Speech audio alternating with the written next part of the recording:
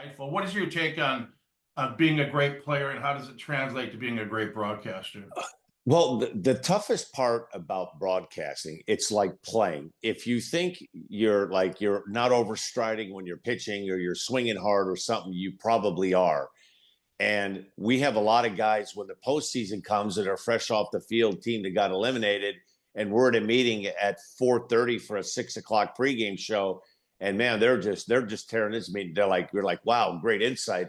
All of a sudden the red light comes on and it's like they just vapor lock, man. They clam up. I remember Todd Jones came on when the Tigers got eliminated and they wanted to have him as a guest analyst. And he's in the meeting telling stories about the Tigers in the season, telling us about players, and we were great.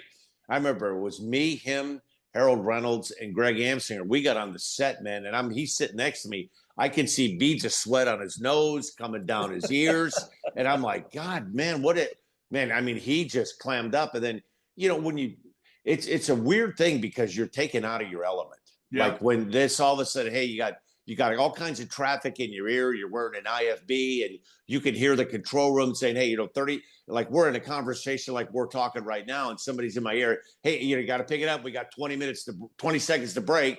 And so when you first start doing that, it's hard to like you're hearing that guy, then you lose the train of thought what you were talking about, and it's like when the coolest thing I've done. I was very lucky last year. I did like 8 games with Bob Costas. Yeah. And the first game I did with Bob Costas was about 10 years ago, a Cubs Cardinal game at Wrigley.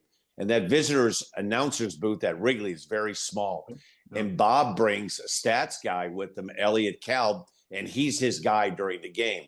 And it's a really cool when you see the inside part of this thing. Like you're wondering, like, how does he know what's going on? Well, this Elliot will take little pieces of paper and he'll write a note like, 1912, the last Dodger to hit for the cycle or whatever. And so Bob, it's one thing to get that info and know how to weave it in a conversation instead of like being mid thoughts. Well, there's this letter. Hey, in 1905, and they're like, but Bob has a knack of knowing like when to take that nugget that they feed you. Like right. I'll be doing a game, and he'll send me notes. Last 16 hitters.